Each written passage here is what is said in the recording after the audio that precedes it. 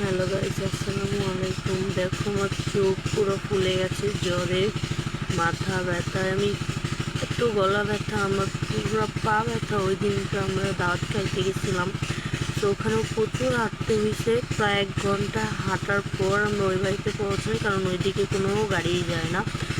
তো হাইটে যাওয়ার পরে আমার বাড়ি আসার পর এত পা ব্যথা হয়েছে, কিন্তু আমাদের রান্না করতে গেলে চুলাপাটটা প্রচুর দূরে হয়ে গেছে, আর কলে আমাদের একদম বাড়ির ভিতরে।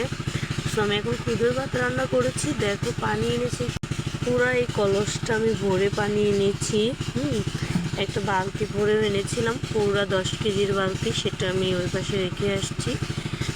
এখন আমি খুদের ভাত চড়িয়ে দিয়েছি, পুরা কিন্তু একটা ভরা, হ্যাঁ পুরাটাই একদম ভরা, এখন কিছুই হয়নি।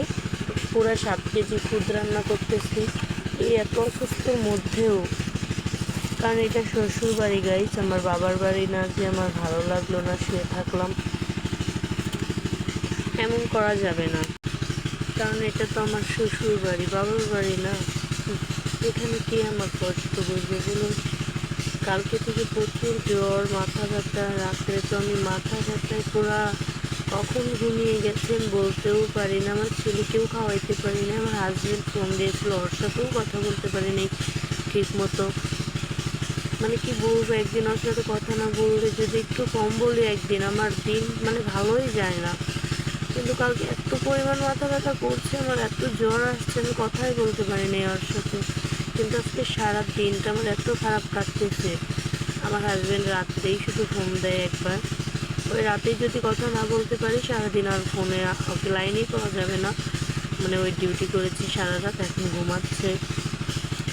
সো কি বলবো গাইস, এত অসুস্থ, তারপরেও যে একটু রেস্ট করবো এরকম কিচ্ছু না। আমি এখানে রান্না করতে আসছি, তার আগে একটু শুয়েছিলাম, বিছানা থেকে উঠতেই মন চাচ্ছিল না, কিন্তু কী করার বলো, উঠতেই হবে, রান্না করতেই হবে। আমার শাশুড়ি বাড়িতে নেই, সে এখন একটু মাঠে গেছে গরুর জন্য ঘাস আনার জন্য।